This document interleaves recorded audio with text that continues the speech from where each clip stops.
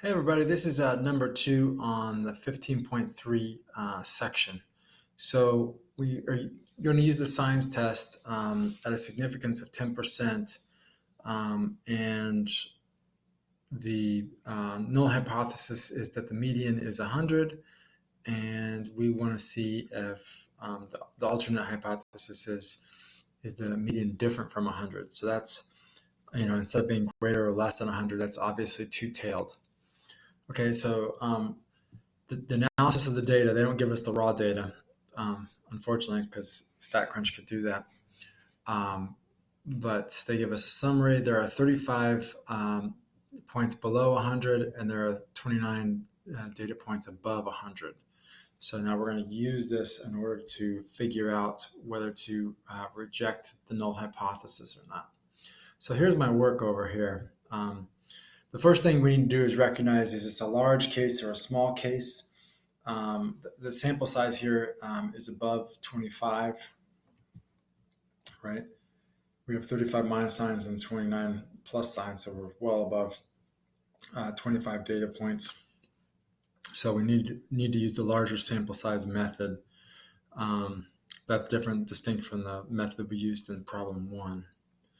And then you need to decide what a hypothesis to test, and here it's two-tailed.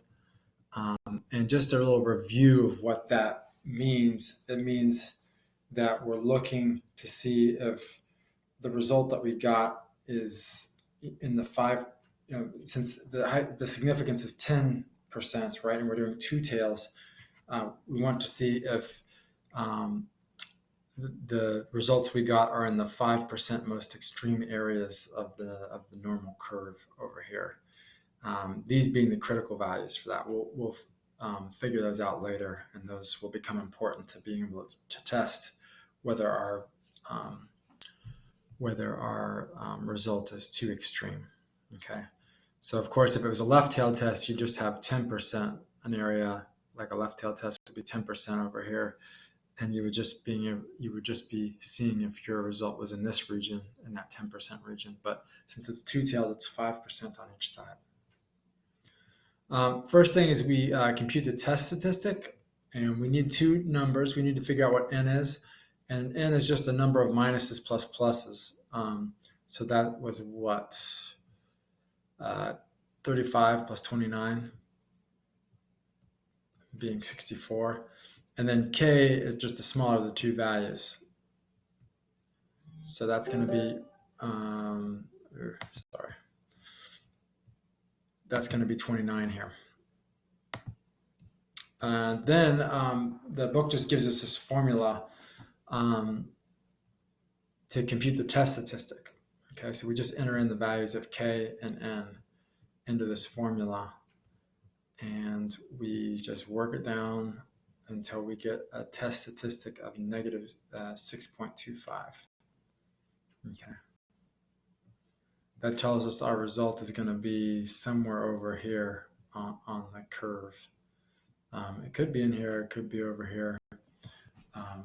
And we just need to find out what these critical values are. And that, of course, is the next step. Okay.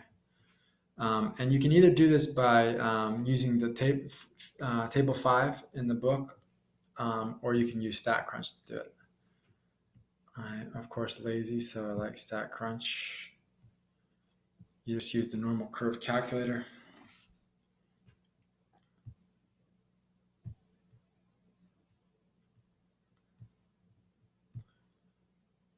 And then what we want to see is what values will give you a 5% on each side.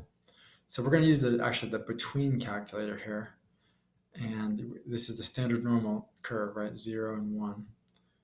And we want to see what the probability of which two values will 90% of the curve be between. And I know you're like, well, why 90% here? But that just means that the middle 90% is here. So one way of, whoops, I've already got the values there. That kind of spoils the fun of revealing it. But one way to say is that I want to know the two values where 5% is more extreme than both of those values, or I want to know the two values where 90% is between them. And so that's how you have to ask StatCrunch that question.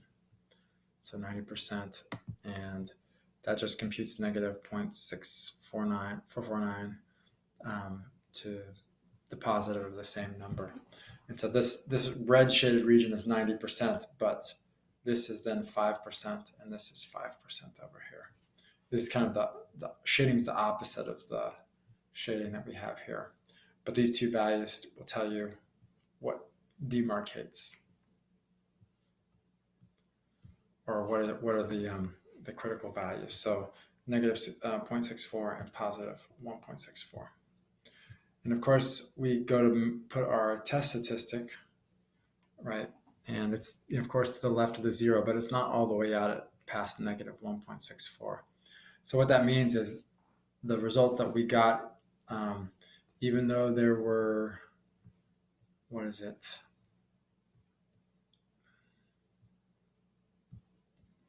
even though there were more minus signs, there were more lower things lower than the median, than higher.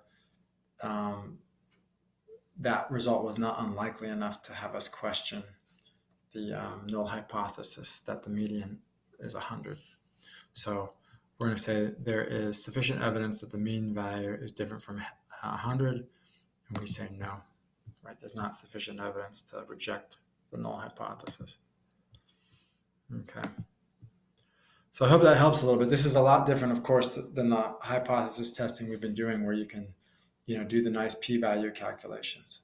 You could have actually done this and calculated a p-value equivalent to this test statistic, and then see if values more extreme than that are less than 10% likely or more than 10% likely. Here, of course, it would be more than 10% likely because we don't reject. Okay, hope that helps a little bit.